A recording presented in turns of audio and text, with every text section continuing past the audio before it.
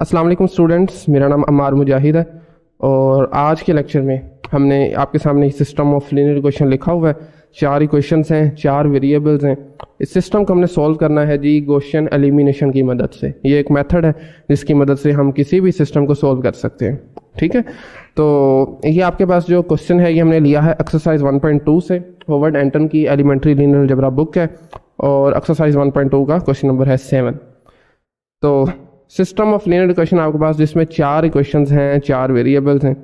Variables आपके पास कौन से हैं जी?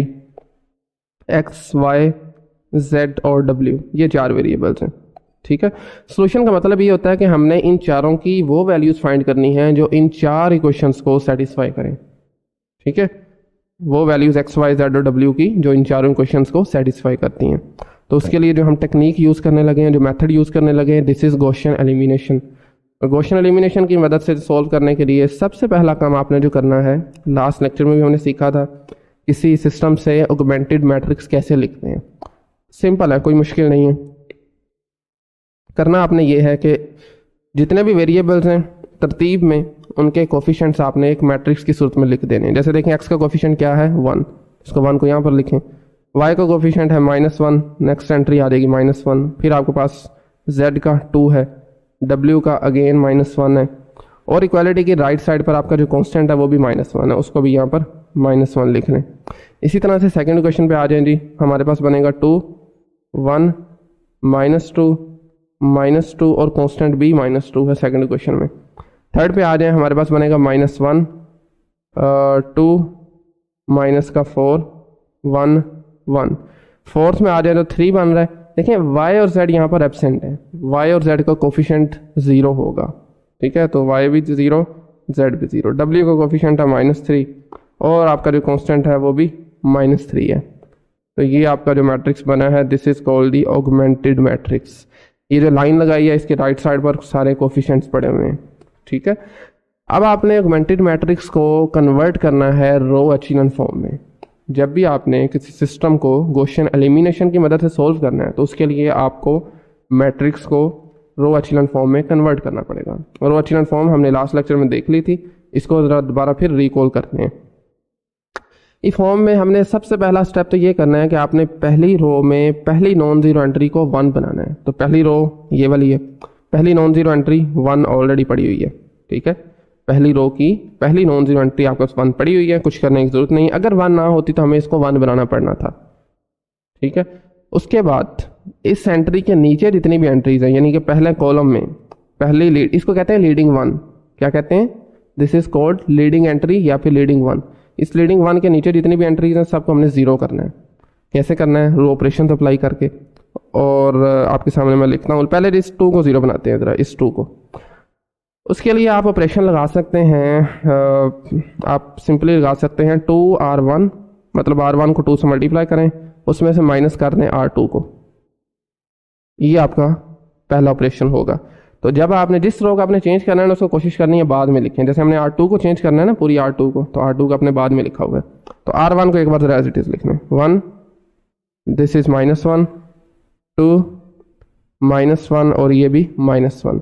उसके बाद R2 को चेंज करने के लिए आपने R1 को 2 से मल्टीप्लाई करना है, उसमें से ये माइनस करनी है। तो 2 × 1 -2 इज 0। 2 को मल्टीप्लाई करें -1 से, -2, दिस इज -1, तो ये आपका बन जाएगा -3। इसी तरह से बाकियों को 2R1 4 बनेगा, 4 - इज 6। यहाँ पर देखें जो 2R1 करेंगे तो माइनस का 2 प्लस, तो ये आपका 0 बन जाएगा। इसी तरह से ये एंट्री भी 0 बनेगी। R3 R4 as it is लिखने जी, -1, 2, -4, 1, 1। 4 को भी एज इट इज लिखें, मतलब 3, 0, 0, -3 एंड -3। ये आपका नया ऑगमेंटेड मैट्रिक्स बना है सेकेंड रो की पहली एंट्री को 0 बनाने के बाद। अब आपने क्या करना है, पहली लीडिंग एंट्री हमारे पास 1 थी, 1 के नीचे एक 0 बन गया। अब आपने इसको भी 0 करना है, सभी 0 करने हैं ना, स्टेप वाइज।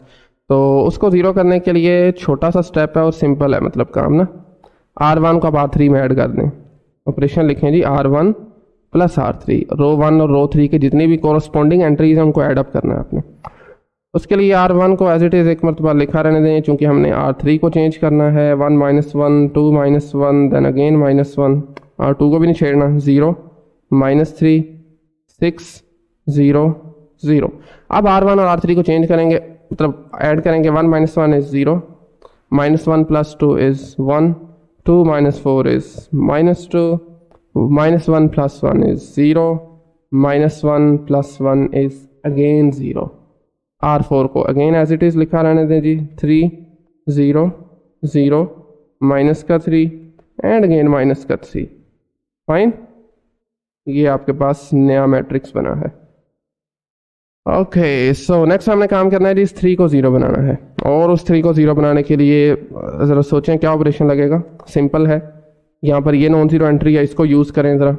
आप ये कर सकते हैं कि 3R1 - R4, 3R1 - R4, और R4 को हमने चेंज करना है। ओके, R1 R2 R3 को ज़रा एज इट इज़ लिख लें, 1 -1 2 -1, दिस इज़ अगेन -1, नीचे आ जाए जी ये 0 0 -3, नीचे 1, this is 6, this is -2, this is 0 again 0 0 0। अब आपने करना है कि R1 की जितनी भी एंट्रीज हैं 3 से मल्टीप्लाई करें और उसमें से R4 को माइनस कर दें। 1 को 3 से मल्टीप्लाई करेंगे 3, -3 इज़ 0। -1 को मल्टीप्लाई करें 3 से, -3, 0 से फ़र्क नहीं पड़ता तो -3 लिख लें। 2 को मल्टीप्लाई करें ज़रा 3 से, तो आपका बनेगा 6, -0 इज़ अगेन 6। उसके बाद आ जाए जी, माइनस से मल्टीप्लाई करें 3 को, -3 + 3, दिस इज़ अगेन 0।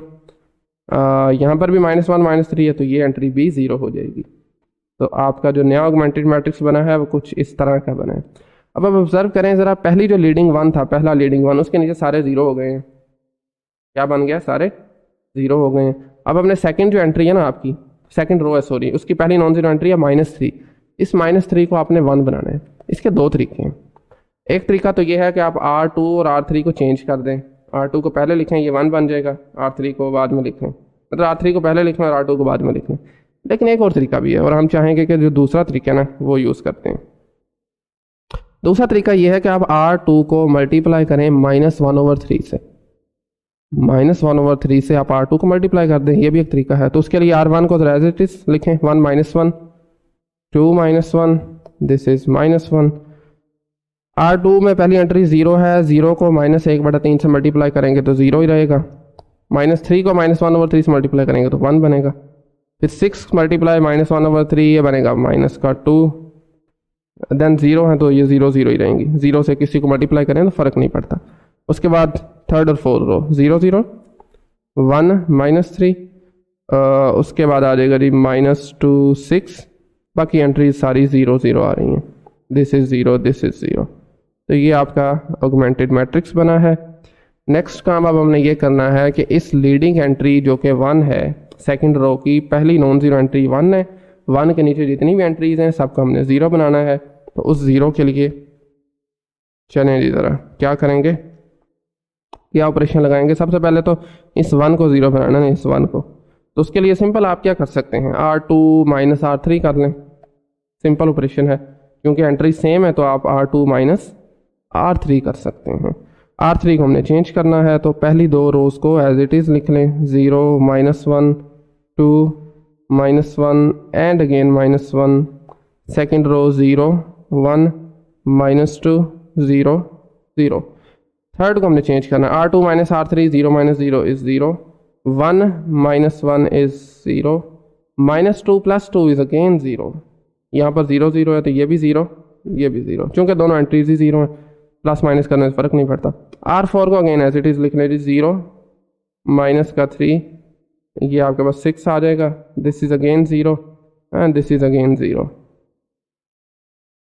तो ये आपका ऑगमेंटेड मैट्रिक्स बना है। देखिए अब आपने सेकंड रो की जो लीडिंग एंट्री 1 थी उसके नीचे एक 0 बन गया। अब आपने -3 को भी 0 बनाना है किसी तरीके से, और उसके लिए जो ऑपरेशन यूज़ होगा वो भी आप करेंगे।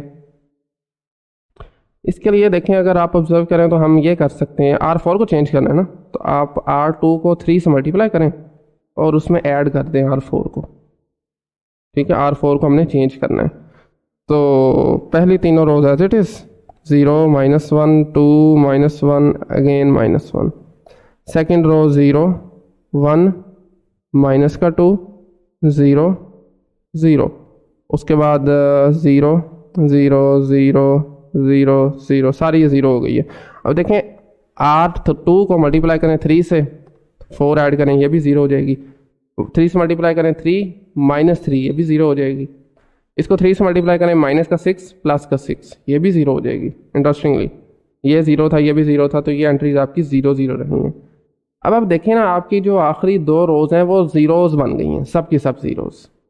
आपको मैंने लास्ट लेक्चर में बताया था, अगर ये 0 ऊपर आ जाती ना कहीं फर्स्ट सेकंड रो में, तो आपने इसको फिर भी नीचे ही लेके आना था।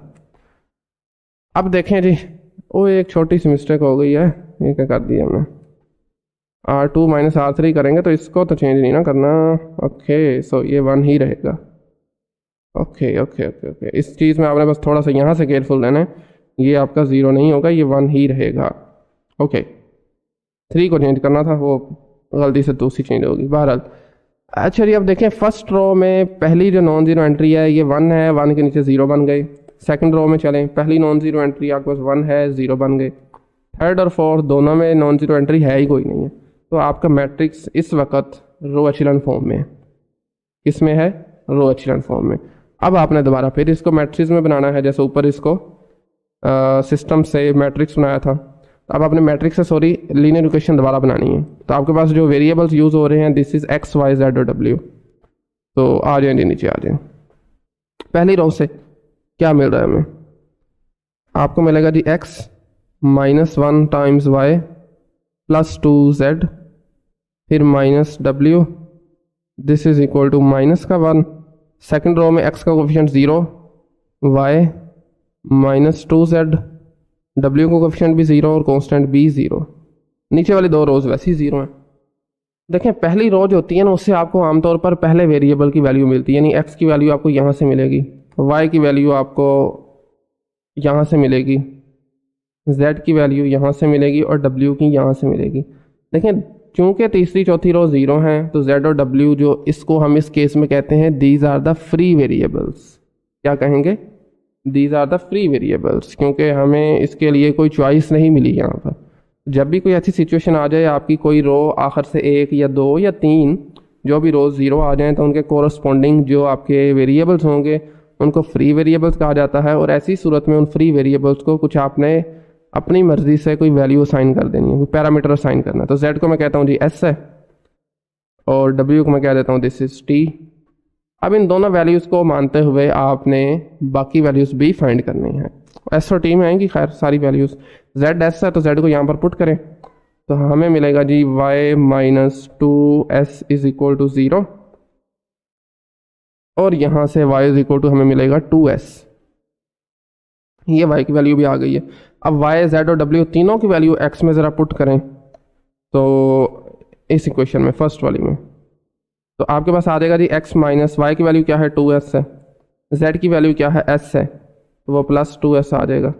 w की वैल्यू क्या है जी माइनस का t है, this is equal to we have minus का 1। ठीक है, हाँ ऐसे ही है। y की वैल्यू हमारे पास 2s थी, वो भी पुट कर दी। z की वैल्यू सिंपल s थी, प्लस का 2x, ये कैंसिल हो जाएंगे। तो यहाँ से हमें x की वैल्यू मिलेगी t माइनस 1। ठीक है, x की वैल्यू भी मिल गई, y की भी मिल गई, z और w की भी मिल गई। तो अब हमें इसको फोर्थ टपल में, ऑर्डर 4 टपल में लिखना है। पहले x की वैल्यू लिखें विच इज़ t माइनस 1, और उसके बाद y की वैल्यू लिखें विच इज़ 2x, z की वैल्यू आपके पास है सिंपल s, और w की वैल्यू आपके पास है t। ये आपका सोल्यूशन सेट बना है इस केस में। और अगर आपको याद हो, हमने लास्ट लेक्चर में हमने देखा था कि आपके पास पॉसिबिलिटीज़ क्या क्या बनती हैं, या तो यूनिक सोल्यूशन होता है, नो सोल्यूशन होता है, और इनफाइनाइटली मैनी सोल्यूशन होते हैं। तो इस केस में अगर आप देखें ना, आपके पास इनफाइनाइटली मैनी सोल्यूशन है, क्योंकि आप s की जो भी वैल्यू लें ना, आप चलें s को t को अपनी मर्जी से चलें 1 1 ले लें, s is equal to 1, t is equal to 1, उसको यहाँ पर पुट करें, कर लेते हैं ज़रा। दोनों को 1 1 हमने लिया, तो पहला आपका 0 हो जाएगा, दूसरा 2 टाइम्स s इज 2, तीसरा 1, चौथा भी 1, ये भी सोल्यूशन है। आप एस और टी की वैल्यू चेंज करके इधर 1 ले लें, इधर 2 ले लें। इनफाइनाइटली मैनी चॉइसेस हैं ना आपके पास, जितनी भी चॉइसेस हैं उनके लिए आपके पास जो वैल्यूज़ यहाँ पर आएंगी वो सब के सब सोल्यूशन होंगे, और वो इनफाइनाइट होंगे।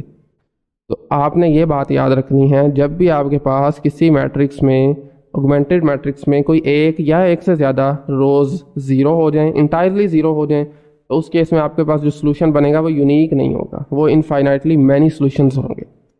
ठीक है, तो आज के लिए इतना ही। हमने बेसिकली एक सिस्टम लिया था, उसको गॉसियन एलिमिनेशन से सोल्व किया है, और कोई सवाल है तो आप पूछ सकते हैं। नेक्स्ट लेक्चर में हम ये करेंगे कि गॉसियन एलिमिनेशन के मतलब सोल्व करेंगे, लेकिन उसमें हम ये देखेंगे एक ऐसा सिस्टम लेंगे जिसका कोई सोल्यूशन एग्जिस्ट नहीं करता, जिसका सोल्यूशन जो है वो एग्जिस्ट नहीं करता। उसमें देखेंगे ज़रा मैट्रिक्स की कैसी फॉर्म बन रही है।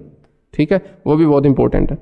तो इंशाल्लाह नेक्स्ट लेक्चर मिलते हैं। आज के लिए इतना ही। Thank you very much.